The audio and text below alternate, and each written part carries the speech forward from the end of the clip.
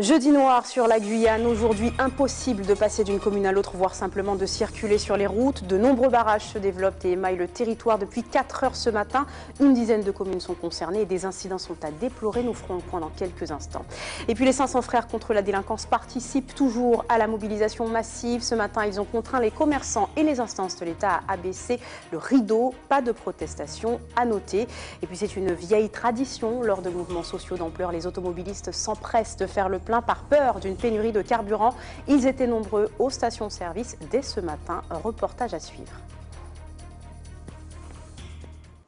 Mesdames et messieurs, bonsoir. Ce jeudi 23 mars 2017 restera gravé dans les mémoires, jour de soulèvement social massif. Et vous le savez, les revendications des manifestants sont multiples. D'abord internes à certaines sociétés, il est aussi question de santé, de sécurité, d'éducation, encore d'un essor économique local. Mais plus largement, c'est une nouvelle attitude du gouvernement envers les Guyanais qui est réclamée. Comme un dernier cri de désespoir, c'est le choix de la paralysie qui a opéré aujourd'hui. Jonathan Lariot a suivi les barrages sur l'île de Cayenne.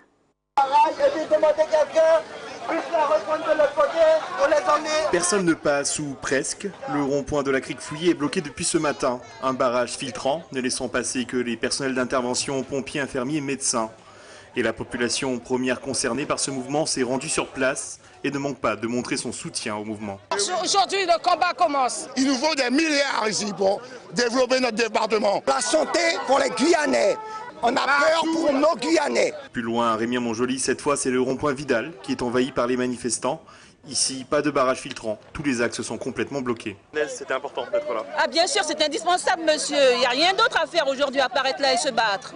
Les adultes s'expriment pour les enfants. Et être dans la rue pour les enfants qui sont là aujourd'hui en classe et pour les enfants qui seront en classe demain, eh bien c'est important. Moi, je ne suis pas là pour m'amuser. Moi, je suis là pour dire que ça ne va pas et que j'en ai marre. Il est difficile de quitter Cayenne et même d'y rentrer. La crique Fouillée, le rond-point Vidal menant à l'aéroport et le rond-point de Suzini sont envahis. Même le rectorat demeure inaccessible. On a demandé à ce que justement il y ait ville morte, à ce que tous les commerçants puissent participer et être solidaires et que les différentes personnes qui sont présentes en ville aillent sur les différents piquets de grève. Depuis le début, on n'ira nulle part, c'est à eux de venir chez nous. Voilà, la France doit venir en Guyane. La mobilisation concerne aussi d'autres villes telles que Saint-Laurent, Sinnamary, Iracoubo et Saint-Georges. Une réunion a été demandée par le gouvernement le 28 mars prochain, mais aucun manifestant ne souhaite prendre la direction de Paris. C'est en Guyane que tout devra se régler. Les automobilistes étaient donc les premiers impactés par ce soulèvement social. Blocages et barrages filtrants ont irradié la Guyane, forçant de nombreuses personnes à rebrousser chemin. L'île de Cayenne, Saint-Georges, Roura, Iracoubo, Regina, Kourou et Mana, ce soir, abritent plusieurs piquets de mobilisation, mais aussi Saint-Laurent, où vous pouvez le voir, le rond-point principal, le quartier de Saint-Louis, le carrefour de Saint-Maurice et le port ont été bloqués, ralentissant, voire empêchant la circulation. Le maire Léon Bertrand a également rejoint les manifestants. Vous les avez peut-être vus à l'œuvre, les 500 frères étaient également mobilisés, toujours encagoulés et vêtus de noir, et ils ont un à un invité les instances de l'État et les commerçants de Cayenne à fermer boutique par solidarité avec le mouvement. Une invitation cordiale mais musclée et respectée par les gérants des enseignes. Stéphanie Puglisi, Natacha Maltaverne. Messieurs, bonjour. Solidarité au mouvement. Donc tout le monde ferme. Tout le monde ferme. Le message des 500 frères est clair. Tous les commerçants doivent fermer par solidarité avec le mouvement. Dans la principale rue commerçante de Cayenne, les hommes encagoulés s'arrêtent devant chaque devanture. Aujourd'hui, tout le monde doit aller sur les piquets de grève. Il faut être solidaire avec ce qui se passe aujourd'hui.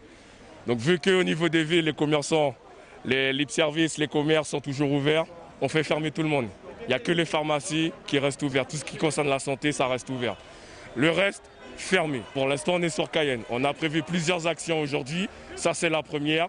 Et on est déjà descendu à Chicago. Là, on descend tout de Gaulle. Et voilà. Dans tous les commerces visités, les gérants ne cherchent pas à discuter et obtempèrent de suite. Pour la solidarité, on va jouer le jeu. Ce serait bien dommage de ne pas être dans cet élan. Et c'est ce que je leur ai dit, en espérant un résultat derrière. Parce que moi, une journée fermée, c'est un chiffre d'affaires que je ne peux pas récupérer. Donc c'est pas évident, mais vu la situation, on y va. On va jusqu'au bout en espérant quelque chose de positif. Les clients de ce bar doivent alors quitter de suite les lieux. Les réactions suite à cette sommation sont mitigées. Vous êtes d'accord avec ça?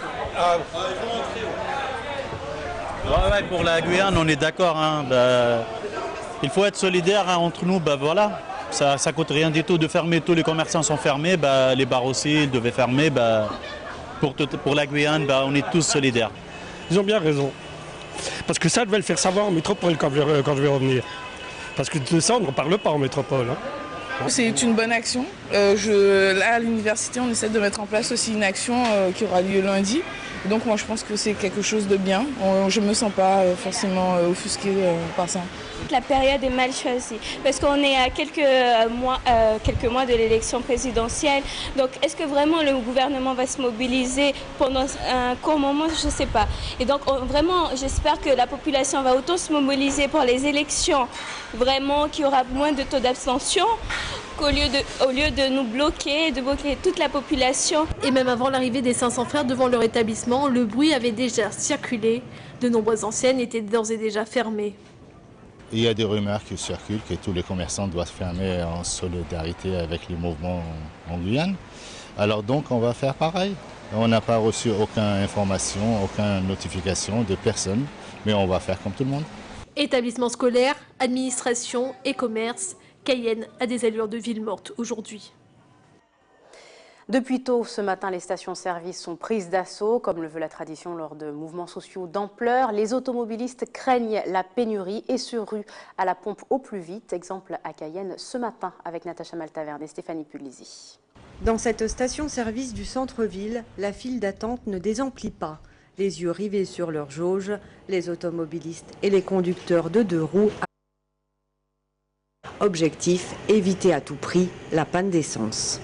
Parce que je suis presque à la limite de mon réservoir d'essence et qu'il vaut mieux anticiper. De toutes les façons, on ne sait pas pendant combien de temps que ça va durer et il vaut mieux en tout cas prendre les précautions d'usage. Il y a trop panique déjà, parce qu'il y a depuis bon moment que les gens font les pleins parce que déjà, il commençait des problèmes à Kourou, maintenant c'est ici Cayenne.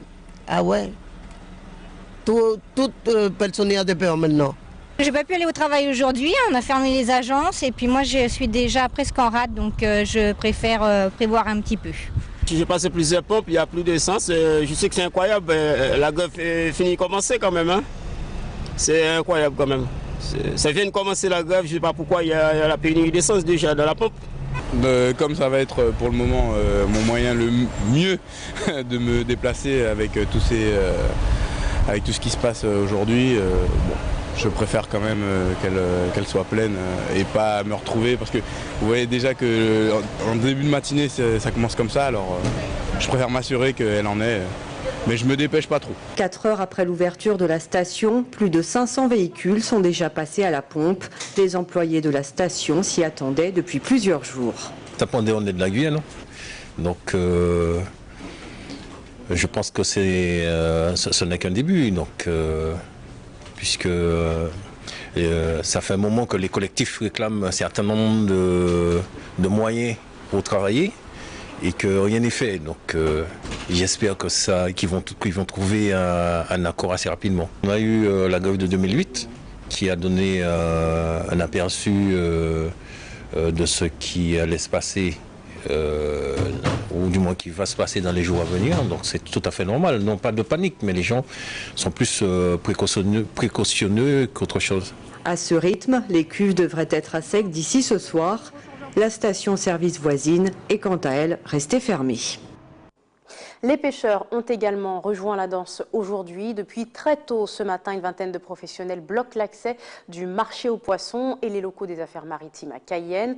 Au cahier de revendication, ils réclament une aide de l'État censée compenser certains coûts dont ils ne bénéficient plus depuis 2014 et un renforcement de la lutte contre la pêche illégale. On écoute à ce propos deux représentants interrogés par Caroline Alcide et Joanne Manus. On a une plateforme érigée en 5 points qui concerne bien évidemment des points de structuration de la filière, mais aussi donc l'épineux problème du règlement donc, du PCS qui dure depuis 3 ans.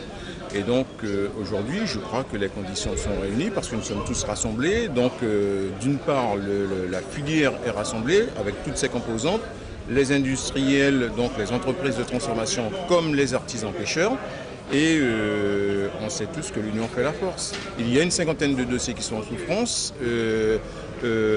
avec toutes les péripéties qu'on connaît.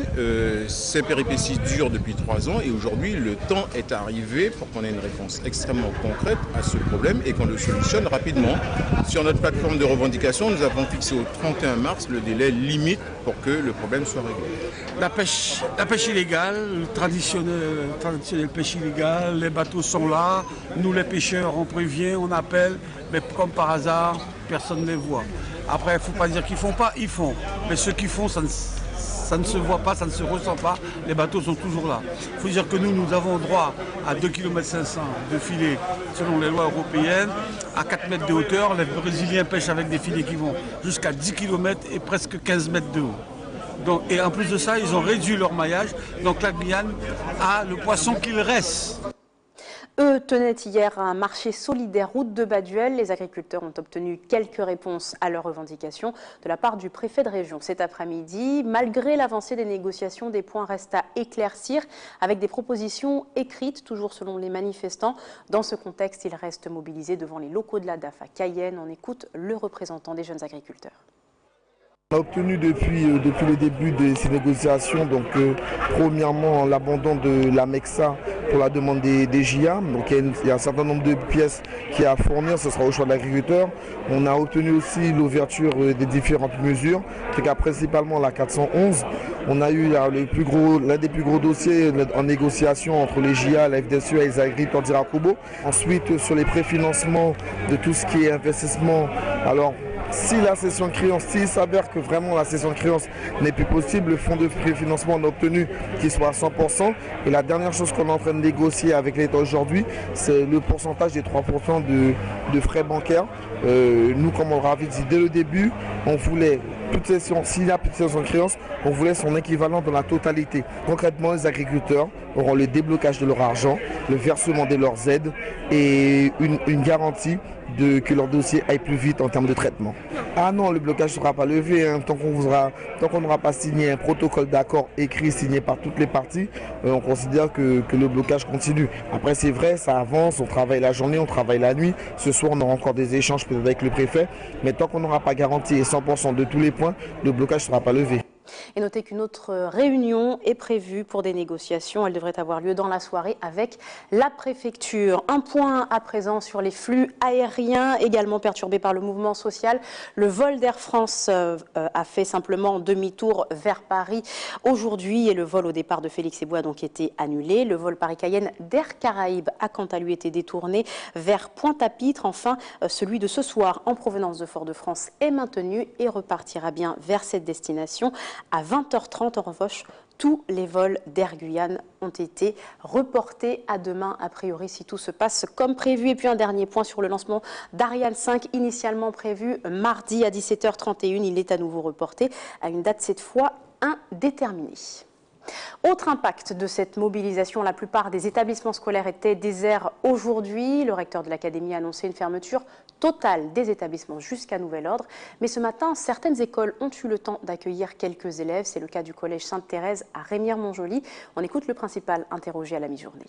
C'était la surprise, comme je pense pour tout le monde. Maintenant, dans ce genre de situation, on s'organise. Donc j'ai effectivement ouvert l'établissement pour accueillir les enfants qui étaient de toute façon déjà là. Et puis au cours de la demi-journée, ça essaie pour moi d'évaluer la situation, pour communiquer clairement sur la suite à donner pour la fin de la journée. Donc j'ai décidé de fermer l'établissement à midi, de façon à permettre aux parents de s'organiser, de venir récupérer les enfants, puisque de toute façon, la demi-pension n'était pas opérationnelle entre midi et 2. Les parents étaient libres de venir chercher les enfants tout au long de la matinée. Donc à l'heure actuelle, la plupart des enfants ont été récupérés. En plus, la consigne a été passée par le recteur disant que l'établissement est fermé jusqu'à nouvel ordre. Donc non, ça s'est passé sans problème. De toute façon, on a accueilli les enfants et quand c'est comme ça, quand il n'y a pas tous les enseignants, eh bien on gère. On a une équipe de vie scolaire qui était heureusement suffisamment nombreuses pour pouvoir recevoir les enfants. Maintenant, s'il n'y avait pas possibilité, nous aurions fermé dès le début. Voilà. La ministre des Outre-mer a convié les élus locaux et les représentants des manifestants à des réunions préparatoires à Paris mardi prochain. L'idée est bien sûr d'entendre les revendications et de trouver des solutions. Pas question, répondent les membres des collectifs et syndicats mobilisés. Une ligne de conduite soutenue par le président de la CTG. Pour lui, c'est au gouvernement de se déplacer. Il s'est exprimé au micro de Caroline Alcide et Joanne Madus. La situation est particulièrement dégradée. Elle révèle un malaise sociétal profond sur l'ensemble du territoire et elle dénote parfaitement la situation que nous avions décrite à plusieurs reprises dans les ministères. Nous n'avons pas cessé, tous les élus, les parlementaires et moi, d'alerter sur le caractère, on va dire, quasi insurrectionnel que la Guyane connaît aujourd'hui. C'est un moment historique sans précédent d'une volonté d'accompagner les élus pour que nous puissions mettre en place un plan stratégique qui puisse enfin assurer donc le développement donc de la Guyane. Nous avons refusé d'aller dans les ministères. Aujourd'hui, il n'y a pas un élu qui ira, et je pense que le monde des socioprofessionnels n'ira pas non plus. Ce n'est pas ça la question. La question, c'est qu'on dise qu'est-ce qu'on veut aujourd'hui. Donc il y a plusieurs collectifs dans le monde économique, dans le monde de la santé, dans le monde de l'éducation, etc. Et donc il faut pouvoir rassembler ce cahier des charges, dire quel est le profilage que l'on fait à court, à moyen, à long terme, et donc de pouvoir maintenant le transmettre à Paris. Mais pour ma part, depuis ce matin, dites-vous bien que les discussions sont nombreuses. On a pu obtenir de la base spatiale d'arrêter donc les préparatifs pour le tir, ce qu'ils ont parfaitement donc compris et accepté. Hier, on a eu la ministre, Madame Touraine, qui a donc demandé la suspension donc de la vente du CMCK.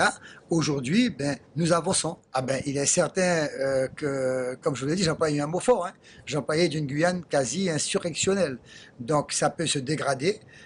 On peut ne plus maîtriser les différents barrages, voire les différents comportements qui puissent avoir lieu. Pas plus tard que hier, j'étais avec le collectif des 500 frères, avec l'ensemble des consuls qui avaient été conviés à discuter sur les problématiques de l'insécurité, de l'extradition, etc. Ça a très très bien marché. Maintenant, la responsabilité appartient à l'État. À mesures exceptionnelles, nous devons répondre par des mesures d'urgence, voire exceptionnelles. Donc, on en a cure des questions du calendrier électoral. Il y a un gouvernement en place. Si on m'avait écouté depuis à l'époque où j'avais dit que je ne pouvais pas signer un pacte au rabais, on ne serait pas arrivé là. En tout cas, on aurait eu d'autres problématiques. La question essentielle maintenant, c'est la question de la relance de l'économie, de la trésorerie, du flux de trésorerie qu'on doit apporter au monde de l'économie. Le préfet de région, Martin Gégère, a tenu un point presse dans l'après-midi. Il s'est notamment exprimé sur les blocages spontanés qui se mettent en place depuis ce matin à Saint-Laurent et Cayenne. Il a ordonné leur éradication par les forces de l'ordre. Il revient également sur les réponses apportées par l'État aux différentes revendications après une semaine de blocage. On l'écoute au micro de Natacha Maltaverne.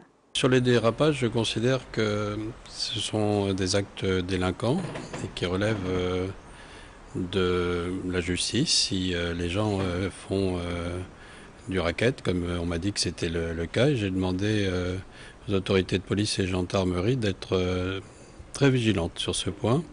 Je souhaite d'ailleurs que les gens nous signalent ce genre de choses très rapidement. Il suffit d'appeler le 17 et nous le signaler parce que nous interviendrons très vite. J'ai pris les moyens de pouvoir intervenir très vite sur l'île de Cayenne, mais nous avons eu aussi à intervenir ce matin à Saint-Laurent-du-Maroni. Et je voudrais remercier d'ailleurs le sous-préfet et le maire d'avoir très rapidement rappelé les règles du jeu à des gens qui pensaient qu'on pouvait profiter de la situation. Le mouvement a débuté il y a tout juste une semaine avec les socioprofessionnels. Aujourd'hui, c'est toute la Guyane qui est paralysée, tous les secteurs professionnels, agriculteurs, pêcheurs, transporteurs, EDF. Est-ce qu'en une semaine, il y a quand même des réponses qui peuvent être apportées ? Oui, il y a d'abord une première réponse qui a été apportée très rapidement, celle qui concerne l'hôpital de Kourou, puisque la Croix-Rouge a abandonné son projet. Il y a une deuxième réponse importante qui concerne les agriculteurs et les pêcheurs.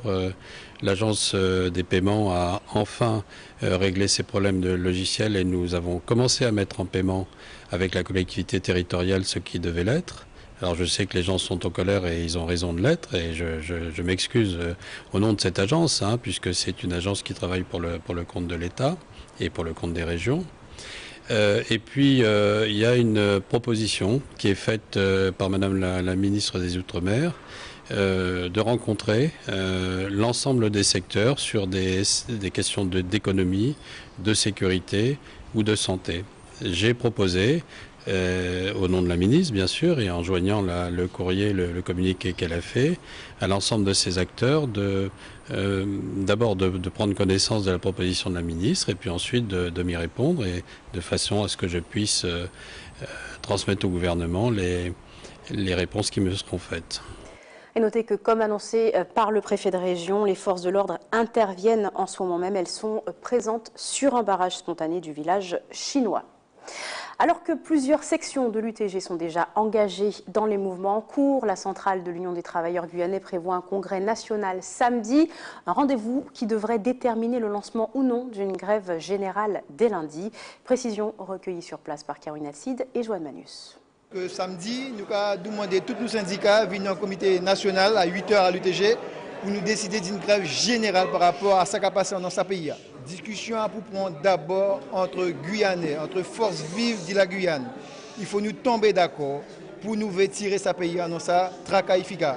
Une fois que nous pouvons mettre une bagage sous papier, nous pouvons n'importe qui gouvernement. Ce qui est essentiel aujourd'hui là, à qui ces Guyanais arrivent assises pour nous parler et puis nous trouver une réponse pour le pays. Nous avons appelé depuis aujourd'hui là, tous ces travailleurs guyanais, toute la population guyanaise allait massivement en laisser barrage. Nous avons rappelé pour la population qui l'UTG, ja en embriga, que ce syndicat, l'EDF, que CMCK, nous en briga depuis lundi. Donc il n'y a pas de problème à ce niveau. Simplement ça nous-mêmes, nous avons c'est ouais. Et puis à part un bagage côté nous avons pour nous, nous avons ça c'est prendre contact que toutes ces organisations qui sont en mouvement, la population, ces socioprofessionnels, pour nous attraper, une entente, pour nous écrire sur le papier des bagages pour tirer la Guyane dans sa situation. Aujourd'hui là, les gens qui pouvaient tirer la Guyane, qui fait des propositions, qui pouvaient respecter ça, nous qui écrivons sur papier, à bien gouvernement la France. C'est la fin de ce journal. Je vous rappelle les principaux titres développés ce soir, en ce jeudi noir sur la Guyane. Impossible de passer d'une commune à l'autre, voire simplement de circuler sur les routes. De nombreux barrages se développent et émaillent le territoire depuis 4 heures ce matin. Une dizaine de communes sont concernées et des incidents à déplorer. Et puis les 500 frères contre la délinquance participent toujours à la mobilisation massive. Ce matin, ils ont contraint commerçants et instances de l'État à descendre le rideau. Pas de protestation à noter. Et puis c'est une vieille tradition lors de mouvements sociaux d'ampleur. Les automobilistes s'empressent de faire le plein par peur d'une pénurie de carburant. Ils étaient nombreux aux stations-service dès ce matin. Et puis dernière information, notez que le barrage au rond-point à l'entrée de Kourou a été levé temporairement pour permettre à la population de rejoindre une manifestation citoyenne qui a démarré il y a quelques instants ce soir. Merci de nous avoir suivis. Nous reviendrons bien sûr largement dès demain sur la suite des événements. Ne manquez pas toutefois le journal de TF1, ce sera juste après la météo. Très bonne soirée à vous, à demain.